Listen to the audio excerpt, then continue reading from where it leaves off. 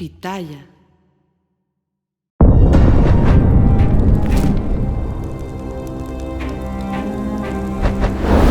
Las operaciones que han dado con la captura de los narcotraficantes más importantes de México han sido coordinadas por el gobierno de Estados Unidos, ante la incapacidad del gobierno mexicano por corrupción y complicidad con las organizaciones criminales. Así ocurrió en el operativo en el que el narcotraficante Arturo Beltrán Leiva fue abatido en 2009, la captura de Joaquín Guzmán Loera, el Chapo, en 2014 y 2016, y la de Ismael Zambada García, en mayo en 2024. Hoy presentamos el último episodio de la serie exclusiva de Narcosistema, El Narco Infiltrado, que muestra por primera vez y sin filtros cómo ha operado el gobierno estadounidense en territorio mexicano para arrestar a los narcos. Soy la periodista de investigación Anabel Hernández. Bienvenidos a este episodio 30 de Narcosistema. Desde aquí estamos cimbrando a las estructuras criminales que controlan nuestro país. Esa es la importancia del trabajo que hemos estado realizando ya en estos 30 episodios y haremos muchos más. Un saludo muy caluroso a nuestra audiencia que cada día crece, que cada día es más participativa, inteligente, crítica. Es una audiencia que no se resigna al status quo que existe en México. Muchas gracias por acompañarnos cada semana, muy particularmente a nuestros suscriptores exclusivos de Patreon, que contribuyen de una manera muy valiosa a hacer posible que hagamos mejor nuestro trabajo día a día. Esta semana, el presidente de Estados Unidos, Donald Trump, insistió en que México ha estado controlado desde hace años, pero muy particularmente en este momento, en el presente, por los carteles de la droga. De esta manera, la Casa Blanca reitera la acusación que hizo al gobierno de Claudia Sheinbaum de que su gobierno protege a los carteles de la droga que trafican peligrosas drogas a Estados Unidos, como el fentanilo, que ha cobrado la vida de más de 400,000 personas en ese país en los últimos 4 años. La cadena de televisión CNN esta semana también volvió a confirmar una información revelada aquí primero en Narcosistema, en el episodio 29, de que efectivamente existen sobrevuelos de aparatos estadounidenses en todo el territorio mexicano, no solo en las fronteras, como se había pensado en un inicio. Los sobrevuelos son para obtener información de inteligencia. Y ahora la cadena revela que no solo las fuerzas militares del gobierno de Estados Unidos están detrás de esas operaciones de inteligencia en territorio mexicano, sino ahora también la CIA. Lo que en verdad está sucediendo, y esto me lo confirman fuentes cercanas al círculo de Donald Trump, es que la presidenta de México, Claudia Sheinbaum, ha hecho negociaciones secretas con el gobierno de Estados Unidos. Mientras en público Claudia Sheinbaum se presenta como la firme defensora de la soberanía nacional, mostrando una postura aparentemente desafiante ante el gobierno de Trump, lo que ocurre en los pasillos del poder es muy diferente. Hubo acuerdos con ese presidente que ella no ha informado. De acuerdo a fuentes relacionadas con los hechos, el primer fin de semana de febrero hubo una intensa comunicación entre los principales miembros de las Fuerzas Armadas del gobierno de Donald Trump con sus contrapartes mexicanas. De parte de Estados Unidos, se les propuso 3 opciones para abordar el grave problema de los carteles de la droga que impera en México. En 2 de las opciones, el gobierno de México quedaba excluido y, palabras más, palabras menos, las medidas unilaterales por parte de la primera potencia del mundo serían muy agresivas. La tercera opción era que hubiera una coordinación entre militares y marinos de ambas naciones para hacer operativos especiales, guiados por inteligencia emanada del gobierno de Estados Unidos. El papel mexicano en esas operaciones no sería protagónico. De hecho, muchas veces tendrían que mirar hacia otra parte, pero se prevé tengan algún tipo de participación para dar la idea de una acción coordinada. Claudia Sheinbaum, por decirlo de alguna manera, aceptó comerse la sopa menos amarga. Como ustedes recordarán, al principio de su mandato, afirmó categóricamente que con ella tampoco habría guerra contra las organizaciones criminales. Es decir, que de facto será una continuación de los abrazos y no balazos. Pero las exigencias del gobierno de Donald Trump la están orillando a tomar medidas. Y en esas medidas es dejarlos operar a los estadounidenses para atacar a los carteles de la droga. Hasta este momento, dijéramos de noviembre pasado a la fecha, todas las acciones que ha realizado Sheinbaum no han sido por cuenta propia. Han sido bajo la presión de los últimos meses del gobierno de Biden y la espada de Damocles que Trump tiene pendiendo sobre el cuello de la presidenta de México. La realidad, seamos sinceros, es que estas operaciones del gobierno de Estados Unidos en territorio mexicano no son nuevas. Han ocurrido ya en diferentes fases de la historia. La operación más intensa de la época reciente fue justamente durante la guerra contra las drogas emprendida por el gobierno de Felipe Calderón, empujado también por la Casa Blanca. Fue así como se logró capturar al Chapo Guzmán en Mazatlán, Sinaloa, en 2014. Y fue el gobierno de Estados Unidos, no el gobierno de México, quien comenzó a seguir los pasos de los hijos del Chapo Guzmán, conocidos como los Chapitos, hasta lograr que uno de ellos, Joaquín Guzmán López, se entregara al gobierno de Estados Unidos en julio pasado y junto con él se llevara a El Mayo Zambada. Hoy presentamos la cuarta y última parte de nuestra serie El Narco Infiltrado, donde narramos la historia real del agente encubierto Juan Carlos Sandoval, quien durante 15 años infiltró al cártel de Sinaloa, simulando ser uno de ellos, mientras en realidad trabajaba para la DEA y el FBI. Su largo camino dentro de esa organización criminal, fingiendo ser un lavador de dinero y traficante de drogas al servicio del Chapo Guzmán, fue pieza esencial para poder detener a Joaquín Guzmán Loera y fue pieza fundamental del gobierno de Estados Unidos para infiltrar a los Chapitos, establecer contacto con ellos y al final derivar en una operación que concluyó con la detención histórica del Mayo Zambada.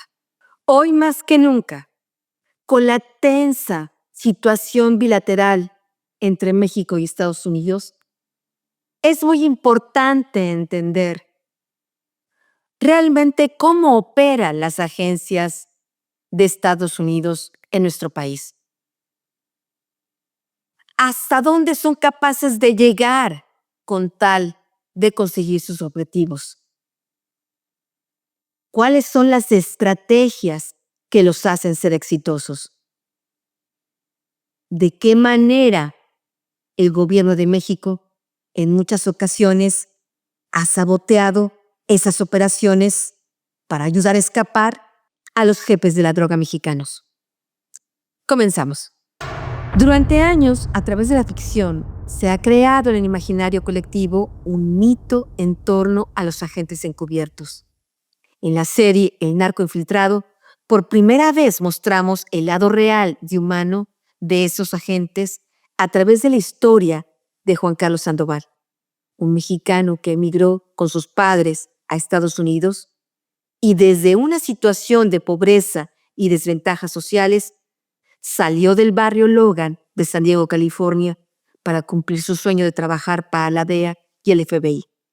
Y así jugó un papel fundamental dentro de un equipo que contribuyó en la captura del Chapo Guzmán y muchos años más tarde de Ismael Zambada García, los dos principales líderes del cártel de Sinaloa que hoy están en prisión en Estados Unidos. presentamos un resumen del tercer capítulo.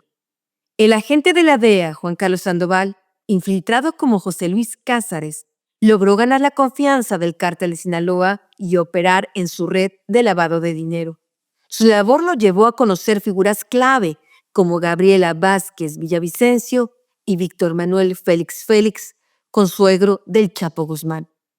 A medida que su influencia crecía, Sandoval fue solicitado para mover grandes cantidades de dinero y posteriormente para traficar cocaína, cosa que realizó con el permiso del gobierno de Estados Unidos. A pesar de varios intentos fallidos de captura debido a filtraciones dentro de la Policía Federal Mexicana, finalmente Félix fue detenido en Guadalajara en 2011 gracias a la infiltración de Sandoval. El consuegro del Chapo fue extraditado a Estados Unidos en 2017 y firmó un acuerdo de culpabilidad en 2018, reduciendo así su sentencia. Fue deportado a México en 2023 y se supone que actualmente está detenido.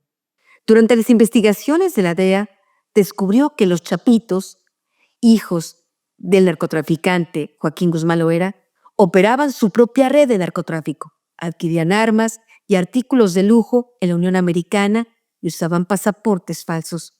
Sandoval y su equipo persiguieron sin descanso por años al Chapo Guzmán, pese a la falta de prioridad en otras agencias estadounidenses. En 2011, Emma Coronel, esposa de Guzmán Loera, cruzó a Estados Unidos para dar a luz, sin saber que Sandoval la tenía bajo vigilancia. Otras mujeres del cártel de Sinaloa, como Zulema Lindoro, esposa de Iván Guzmán Salazar, y Alejandrina Guzmán, hermana de los Chapitos, también intentaron lo mismo, siendo algunas detenidas por tener documentos falsos. Sandoval descubrió que los familiares y asociados del Chapo entraban y salían libremente de Estados Unidos, lo que le permitió rastrear sus movimientos. Monitoreando a Emma Coronel, el narco infiltrado identificó contactos clave de los Chapitos, logrando confiscar un teléfono donde estaban los códigos de sus BlackBerry. Más tarde, una persona cercana al Chapo cruzó la frontera, fue detenida y bajo presión confesó haber hablado recientemente con el capo. En su teléfono, Sandoval halló un contacto guardado como J, confirmando su conexión directa con Joaquín Guzmán Loera, acercándolo más que nunca a su captura. En ese punto de la historia nos habíamos quedado en el capítulo número 3. Cuando Juan Carlos Sandoval pudo identificar el número del Chapo Guzmán, inmediatamente buscó a compañeros de la Embajada de Estados Unidos en México para que lo ayudaran a comenzar a rastrear el número. Cuando solicitó a su colega Eric, adscrito a las oficinas de la Embajada de Estados Unidos en México, que se investigara ese número porque pertenecía al Chapo Guzmán, no lo tomó en serio. Para muchos agentes, hasta ese momento, el capo mexicano seguía siendo un mito, una especie de fantasma inalcanzable. Por fortuna, en la misma oficina trabajaba Víctor Vázquez, con quien Sandoval había trabajado durante largo tiempo en San Diego. Cuando Víctor supo que la información venía de Juan Carlos Sandoval, lo tomó en serio. Sabía que era como un sabueso que podía oler a su presa a kilómetros de distancia. Víctor habló con el agente encubierto y comenzaron a procesar la información desde la Embajada norteamericana en México. Corría el mes de febrero de 2012. Las investigaciones sobre el teléfono habían arrojado una ubicación en Los Cabos, Baja California. El Chapo finalmente estaba a su alcance por primera vez y no sabían cuánto tiempo iba a permanecer en ese sitio. Sandoval tomó un vuelo enseguida a la Ciudad de México. La operación se coordinó con la ayuda de agencias como el FBI y la Policía Federal Mexicana. Sandoval y su equipo descubrieron que el Chapo se comunicaba regularmente con sus esposas y otras personas cercanas a él, incluyendo a Emma Coronel. Utilizando la información de las intervenciones telefónicas, lograron rastrear su ubicación exacta en Cabo San Lucas. Al ejecutarse el operativo, Sandoval señala que, por desgracia, en ese momento no hubo personal del gobierno de Estados Unidos para coordinarlo. Y aunque vieron la ubicación exacta de la residencia donde estaba el capo, la Policía Federal, entonces comandada por Genaro García Luna, falló. Capearon varias casas alrededor, pero nunca la correcta. La frustración de Sandoval fue inmensa y regresó a San Diego abatido. Pensó que todo estaba perdido y que tendrían que recomenzar de cero. 2 días después, recibió una llamada inesperada. Era su colega Víctor Vázquez, quien le dijo que el teléfono del Chapo aún estaba activo. El narco infiltrado regresó de nuevo a la Ciudad de México y ahí recibió la información de sus colegas, quienes le dijeron que a través del teléfono habían detectado que el narcotraficante había estado hablando con otra persona sobre lo ocurrido en Los Cabos. En esas comunicaciones, el Chapo dijo que sí había sabido del operativo, pero que no era en contra de él. Personal del servicio de Marshals, adscrito a la Embajada de Estados Unidos en México, se sumó a la tarea de la intervención del teléfono del narcotraficante. De acuerdo a Sandoval, son los mejores en analizar toda la información telefónica. Así, pudieron localizar al Chapo de nuevo en Los Cabos. Se movía entre 3 residencias ubicadas en el lujoso desarrollo Punta Ballena. Se planeó un nuevo operativo con la participación de nuevo de la Policía Federal. Para tener mayor efectividad, Sandoval sugirió que se inmovilizara al personal de vigilancia del desarrollo inmobiliario donde se encontraba el líder del cártel de Sinaloa y se les quitara los radios y cualquier posibilidad de comunicación. Los agentes estadounidenses indicaron con precisión cuál era la residencia donde estaba Guzmán Loera, pero la Policía Federal de García Luna, de nueva cuenta, hizo el operativo en el lugar equivocado. Entraron primero a una casa y ahí no estaba. Entraron a la segunda y nada. Al entrar finalmente a la casa correcta, cuando llegaron encontraron solo a una de las amantes del Chapo, Agustina Cabanillas, a quien Sandoval ya había identificado en uno de los cruces de la mujer a Estados Unidos. También se encontraba Ángel Domínguez, un piloto del Capo, y su cocinera. Pero Joaquín Guzmán Loera se había desvanecido. Logró escapar junto con uno de los encargados de su equipo de seguridad, apodado El Cóndor. Tenían oculto un vehículo en un lujoso hotel que se encontraba ahí junto y así huyeron. Durante el operativo, los agentes encontraron evidencia importante como teléfonos, BlackBerry y un cuaderno con detalles sobre su tráfico de drogas, pagos y ubicaciones. Aunque el Chapo logró escapar, se recuperaron muchas pruebas que finalmente ayudaron a rastrear sus movimientos. Tras la fuga del narcotraficante, las autoridades estadounidenses lograron ubicar su teléfono de nuevo. Aunque a veces lograba desactivarlo, seguían monitoreando sus comunicaciones y lograron descubrir que estaba en contacto con varias personas, incluyendo su esposa, Emma Coronel.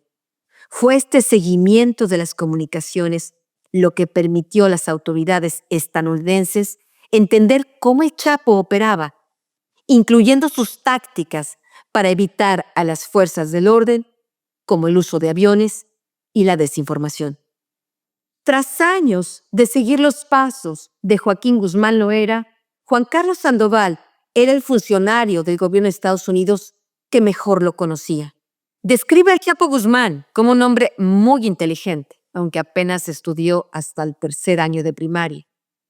Pero también lo describe como muy violento. A pesar de su carisma y de su capacidad para manipular a las personas, no dudaba ni un momento en ordenar asesinatos contra todas aquellas personas que consideraba detractores o amenazas, incluso si estos eran miembros de su propia familia. La otra cara de esa crueldad era su debilidad por las mujeres. A través de todas las comunicaciones del Chapo que Juan Sandoval pudo leer durante años, llegó a conocer bien su vida sentimental y familiar. El narcotraficante trataba con aparente afecto a sus mujeres, en especial a Emma Coronel, quien según el agente encubierto era su preferida. Contrario a lo que se pensaba, siempre siguió manteniendo relaciones amorosas con sus otras dos exparejas, Alejandrina Salazar, madre de Iván y Alfredo, y Griselda López, madre de Ovidio y Joaquín. En cuanto a sus hijos, Sandoval menciona que el predilecto era Edgar, asesinado en 2008, pero también tenía una relación muy cercana con Iván Archibaldo, quien tras la muerte de su hermano es considerado heredero de sus actividades criminales y de su facción del Cártel de Sinaloa. A pesar de su vida criminal, el Chapo procuraba crear momentos familiares y privados para estar con sus hijos. Así planeó la construcción de una mansión en las afueras de Culiacán para convivir con su extensa familia. El poderoso narcotraficante era esclavo de sus negocios criminales. Estos le absorbían gran parte de su tiempo. Tras el operativo en Los Cabos, Guzmán Loera cambió su modo de comunicación.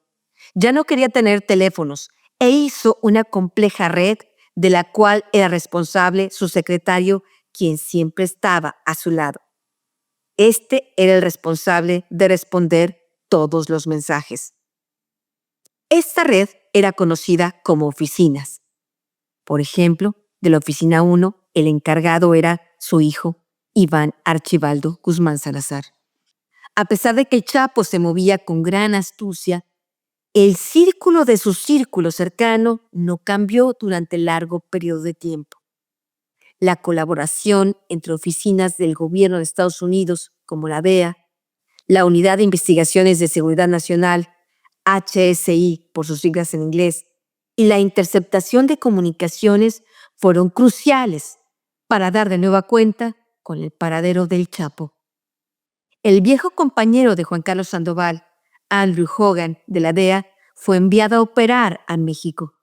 Aunque formalmente Juan comenzó a ocuparse de otros casos, siempre siguió siendo una especie de consultor para Drew, que continuó insistentemente tras los pasos de Guzmán Loera.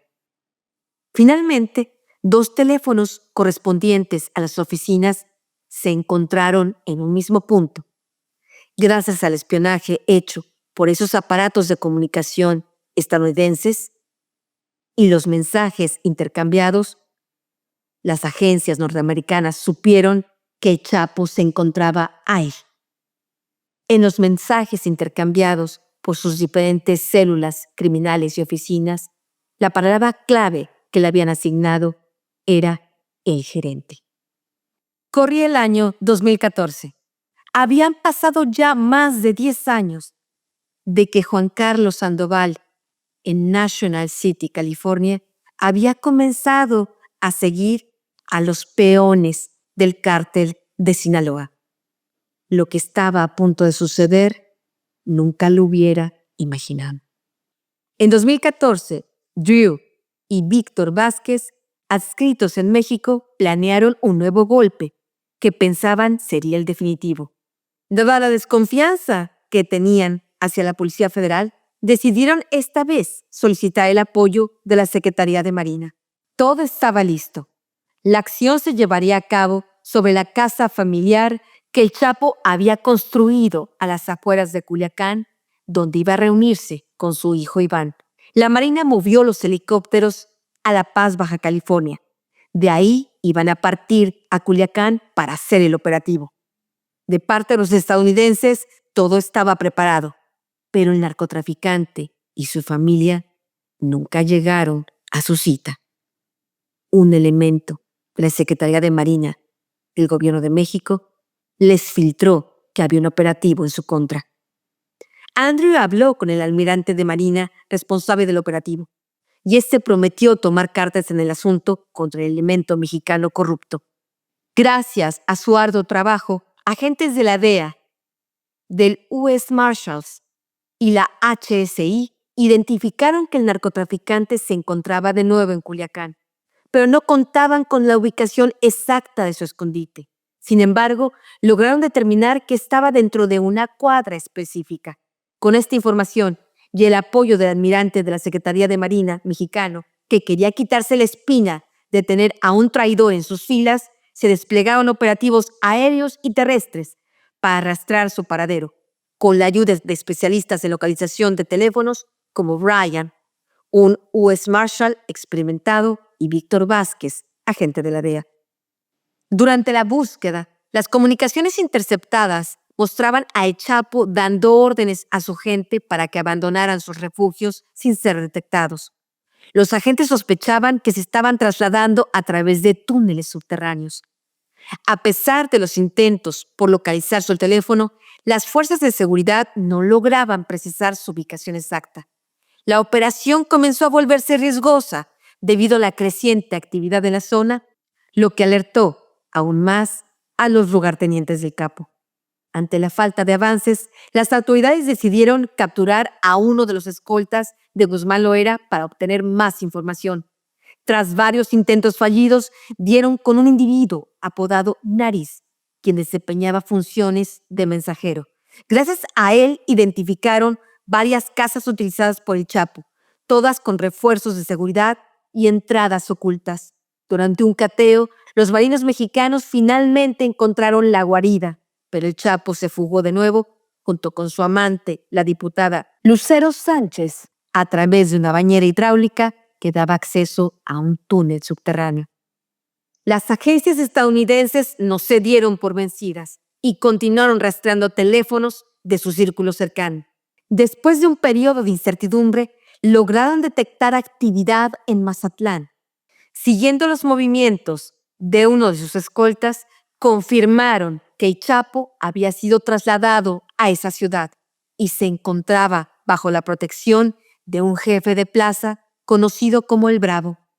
Se desplegó un nuevo operativo con más de 40 marinos, además de un contingente adicional de 60 hombres listos para actuar en caso de emergencia.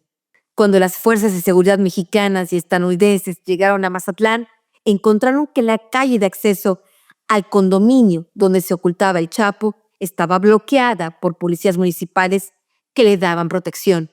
A pesar de ese obstáculo, lograron entrar a la torre residencial Miramar, donde se encontraba el criminal.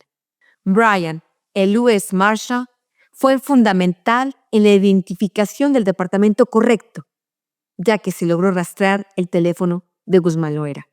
Finalmente, el equipo de seguridad irrumpió en el departamento y confirmó la captura del Chapo. Se encontraba acompañado de su esposa, la ex reina de belleza Emma Coronel, junto con sus pequeñas hijas gemelas. Desde San Diego, California, Juan Carlos Sandoval seguía la operación. Cuando fue informado de que finalmente Joaquín Guzmán Loera había sido capturado, tuvo una luz de sentimientos encontrados. Satisfacción por la conciencia de que todos sus sacrificios que había hecho durante años, profesionales y personales, habían valido la pena.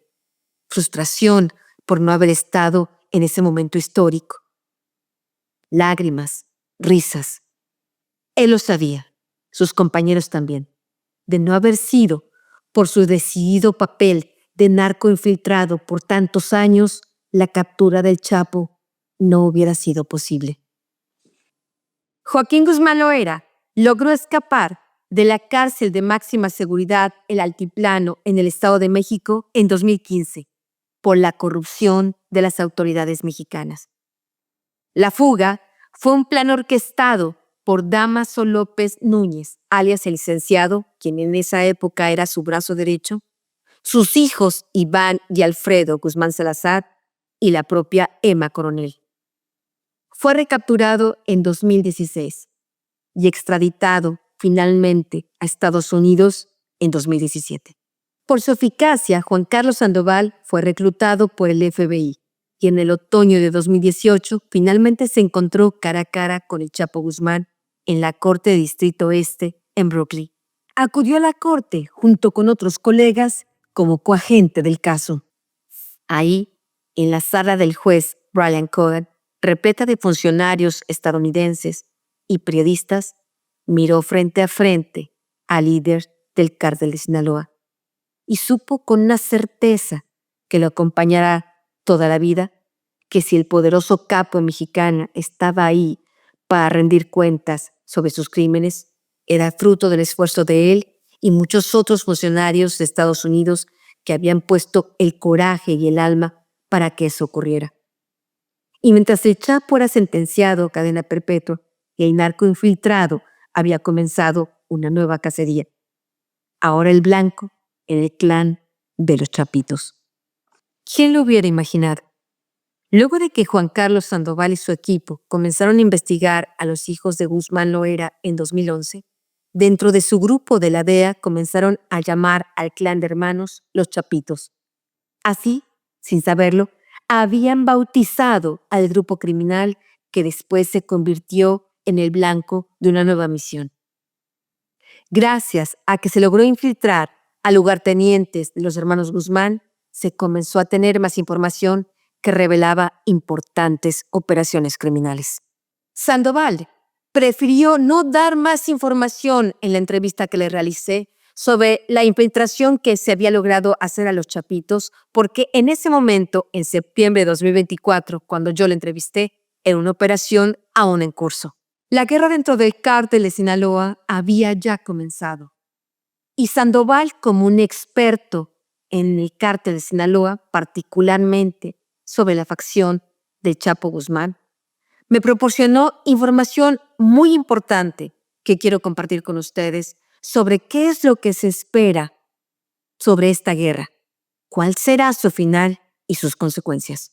Juan Carlos Sandoval describe a los Chapitos como un grupo criminal extremadamente violento y sin escrúpulos. Son peores que su padre, el Chapo Guzmán. Son ambiciosos, buscan el control total del cártel de Sinaloa a toda costa y no respetan acuerdos con otros grupos. Iván Archibaldo Guzmán Salazar es el líder principal y es conocido por su brutalidad, mientras que su hermano menor Alfredo sigue sus órdenes. Esta nueva generación de narcotraficantes es más sofisticada y tiene un alcance global. Los Chapitos han ordenado la ejecución de acciones violentas incluso en territorio de Estados Unidos. Han optado por una estrategia más agresiva y letal que la de su padre.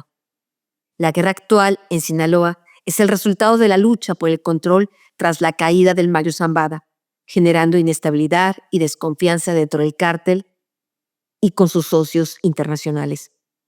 Sandoval señala que aunque la guerra podría afectar temporalmente el tráfico de drogas, en última instancia el negocio seguirá operando, ya sea bajo el control de los Chapitos o de otra facción.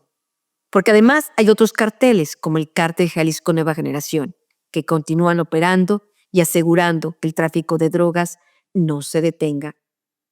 El imperio de los viejos capos se tambalea, como si el destino hubiese decidido borrar con su propio pulso la era de los Guzmán y los Zambada. El cártel de Sinaloa se encuentra en el umbral de un cambio inédito. El trono que por décadas ha sido gobernado con la astucia de los patriarcas ahora se encuentra en disputa y la sombra de la incertidumbre se extiende sobre la organización criminal. Los nombres de nuevos aspirantes se murmuran en la penumbra. El Chapo Isidro, los hermanos José Ángel y Jorge Canovio, mejor conocidos como los Brontos, son figuras que hasta ahora han permanecido bajo la sombra de los grandes, pero que bien podrían tomar las riendas si la guerra interna termina por consumir a los herederos. Por primera vez en décadas, el poder podría caer en manos ajenas al estirpe que lo ha gobernado con puño de hierro y pólvora. El destino del cártel es un enigma sin respuesta. Los viejos tiempos, donde la estructura del crimen era férrea y predecible, han quedado atrás. La captura del Mayo Zambada desató una guerra sin tregua donde el vencedor no será aquel que tenga más balas, sino aquel que sobreviva para contarlo. Uno de los bandos caerá, eso es seguro, por mano enemiga o en las garras de la nueva guerra contra las drogas de Donald Trump. Juan Carlos Sandoval prevé que quienes no mueran en la vorágine de la guerra quizá busquen un último refugio en el norte, entregándose a las manos de la justicia estadounidense. La historia del narcotráfico no termina, solo cambia de protagonistas. Y mientras haya quien compre, siempre habrá quien venda, sin importar cuántos reyes caigan en el camino. De última hora se ha dado a conocer que José Ángel Canovio ha sido detenido en Culiacán en un operativo guiado por el gobierno de Estados Unidos. Pero no todo está perdido para los Brontos.